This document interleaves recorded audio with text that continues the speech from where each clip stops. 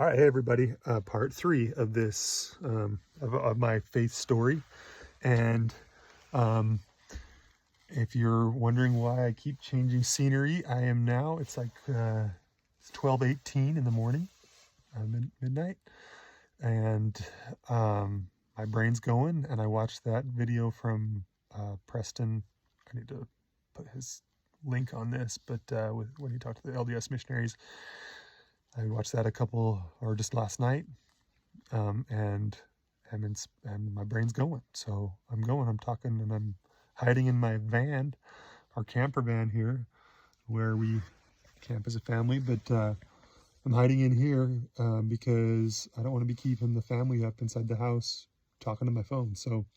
But I promised I'd jump right into talking about my experience with the stake president. So we go on, I think it was a Thursday night or something, and we go to the stake president's office, and it's my wife and I, and traditionally what they do is they'll call the wife in first because they want to be sensitive to the needs of the family, and they'll talk to the wife first and say, all right, this is what we want to do. We're going to call your husband to a calling that is often demanding as far as time and things like that. So they bring it up first to her, and so she talks to the stake president for a couple minutes, and she gives a little bit of hint, but that's not, like she says a couple things that were like, yeah, we're not, I can't remember exactly, but it wasn't like, I don't imagine he was like thinking that she was super on board with whatever was going to happen. But she also knew, we didn't know exactly what we were going to say. I didn't know what I was being called to.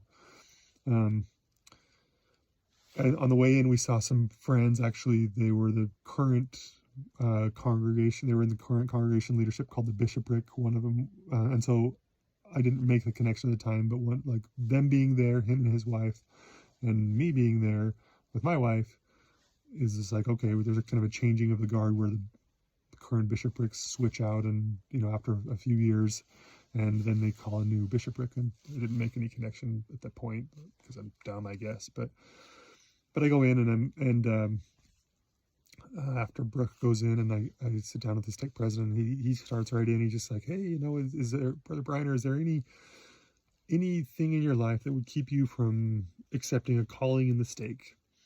And I says, worthiness wise, no, I'm good. Like, there's no major sins that I need to repent of, or even work wise, like there's like not knowing what it is and still intending to be an active member of that church, even though I had my issues. I was kind of like, yeah, there's nothing that way, but there are certainly some talks that I can't give anymore. And he's like, okay, what are those? And I tell him again about now my scout camp experience and my experience with getting my temper recommend, how I told his counselor about my disbelief in polygamy. And then I started to kind of go like, so, well, he kind of joked. He says, well, Brother Briner, we're not going to ask you to give a talk on polygamy. And I said, no, like that's, oh shoot, lights are out. Sorry about that. You all are getting a camper van tour right now too. This is under the bed. And it is actually a bed where my son sleeps. But so anyway, I'm in talking with the stake president, and he says, yeah, Brother Briner, we're not going to ask you to give a talk on polygamy. It's something they don't talk about. It's not a current teaching of the church. That's kind of something I think most people would like to forget. And so it was kind of a joke, and I'm like, yeah, that's problem is like I told him that, and he had pictures of like the current president of the church and his counselors on his wall of his office, and he had another picture of Jesus on the other wall. And I told him, like, I have no problem, like I have a full faith, like I believe in Jesus, and I believe in God, but I have a hard time because as I've studied the history of the church a bit, like what it seems like is when there's a hard thing, whether it's some of the racial stuff that was not positive and the church has kind of walked back from, and in the past, or the polygamy for sure, or a myriad of other problems that I've now become kind of more aware of. And we talked about these in a little bit more detail than what I'm giving you right now in this. But I said, what drives me crazy is like, I don't believe in this. And I think when we've been wrong, when the church has been wrong, what we've done is we've said things like, well, we just don't know why God wanted that. Or we'll just kind of defer and say, yeah, one day we'll understand why God wanted this, because what we can't do is ever say that the prophet was wrong. So like, for example, with the blacks and their denial of holding the priesthood and their denial of having temple blessings, which to a Latter-day Saint, that means having their families sealed to them, and it's very important. Like not being able to get that in this life is huge. Like, it very much puts a person in a second class position, and no current Latter-day Saint likes that part of our history. And there's plenty of churches who have parts of their history that are not good. There's probably very few that don't have the troubling parts of their history. But the problem was none of them are claiming to have a prophet of God telling the people exactly the mind and the will of God day in and day out. And maybe we are a little bit even, not saying that we get direction every day, but the problem is in the case of the racial stuff, it wasn't that like the prophet of the time, way back, like Brigham Young was saying, I don't know, and this is what I grew up this way with, in this kind of racial, slavery times and all that kind of stuff. So this is my thought. It wasn't any of that. It was, thus saith the Lord, God wants it this way. Like, we're taking away the blessings, we're taking, and the same with polygamy. It was always just like, well, I don't know why God would tell, there was these stories about like Joseph Smith and flaming swords and making, forcing polygamy. And I'm like, and the more now I know plenty about it, and I'm like, no, I don't believe that. Like, to me, it was the leaders of the church doing what they wanted and throwing God under the bus. They're blaming God for our own weaknesses, and that's unique. That was something like, I mean, even a lot of them will say, well, look at all the problems from Old Testament prophets, even including plural marriage, with Abraham and David and Solomon and all this stuff. I'm like, yeah, but in those cases, they weren't blaming God, and Noah doing, just getting drunk and all this stuff. Like, yeah, but they weren't saying God made them do it. They were very much human, and sometimes shockingly human for who they were called to be. But they weren't saying God told them to do it. And I don't think God allows that. I mean, I brought up the point of like Moses striking the rock when he was told to touch the rock and water coming out, because what he was doing is like, look at me, like he's chastising the Israelites, and for their lack of faith in this famine time, and he makes it look like it's his strength, and God doesn't tolerate that. From what I'm reading in the Bible, like, Moses was never allowed to see the promised land because of that pride, sin, and wanting to share in the glory of God and the salvation of God, and is the way I read it anyway. So I was like, I have a hard time with that. And I told him, and we talked for a while, and ultimately he's just like, yeah, I'm not going to give you this. And I learned just after what it was going to be a bishopric calling, and that's a whole nother long story, but I won't get into all that right now. Just how I learned and how it all happened, because it was like, I was scheduled to be installed in that bishopric the following Sunday. And again, this is like a Thursday night. And so like, they're scrambling. They're like, oh crap, this guy who we thought was all in just told us basically there's no way, there's no way I can put him in this position.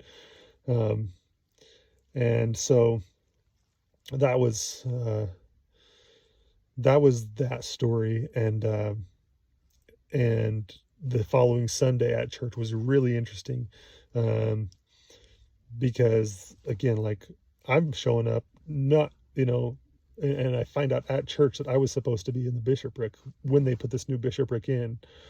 And one of my best friends uh, got a call like Saturday night or Sunday morning, I think. I'm not sure, but they're like, "Hey, man, we need you to," and he knew I was getting the calling, but I didn't because of a position he's in. But anyway, so it was weird.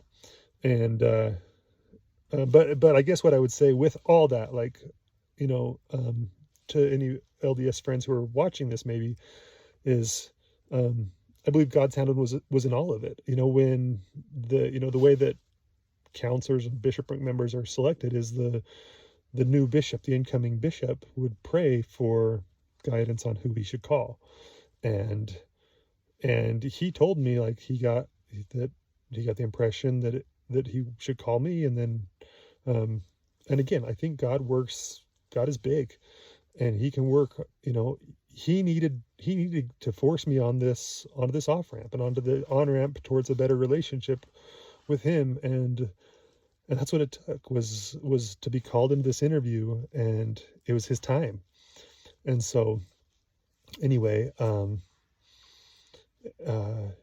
yeah, like, as far as my ward goes and my neighborhood and all the people, like, I love them, and it's been hard. Like, every relationship changes when you step away.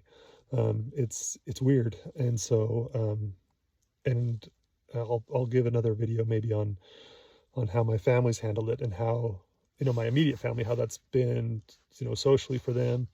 I was really blessed because my wife has had her own doubts and questions, and we've walked this road largely together, even though spiritual journeys are, I think they're kind of by nature, they're individual. But I was really lucky because she's been supportive and with me, and learning with me, and her spiritual path has been different and unique in some miraculous ways. But the timing, again, was amazing, because God was working on her in ways that he wasn't working on me. Like, she was making comments to me about stuff she was having a hard time believing, like the degrees of glory of, the degrees of heaven. Like, she always struggled with that. I'm like, how? That's like one of the most merciful, like, teachings, I thought at the time. And now I don't think that at all. But, like, yeah, God had worked on her, and he brought it all together at this time, in this time frame. And it was a beautiful miracle. And we needed that beautiful miracle, because it was also very hard. There's nothing, I don't know. It's a hard thing. Like I said, it changes every relationship. I can also talk probably about, in another video, my relationships with my extended family. Family is the purpose of our existence in Latter-day Saint theology. So, like, it is to become an eternal family, to eternally progress, to live with your family in the top degree of the celestial heaven of kingdom, and continue to multiply and populate and be a god yourself, and make your own, of your own planets. That's the theology. That's what the celestial kingdom is. That's called exaltation. Is you're exalted as a god, not above our God, our Father, but with God. And so anyway, probably enough there. If you have any questions, like I said, I love to be an open book. My hope is that my story stays positive and loving towards that faith, and safe for my friends to watch it. But if anybody has questions, traditional Christian, agnostic, atheist, or Latter-day Saint, drop them in the comments below, and I'll try to get to them. I really want to be,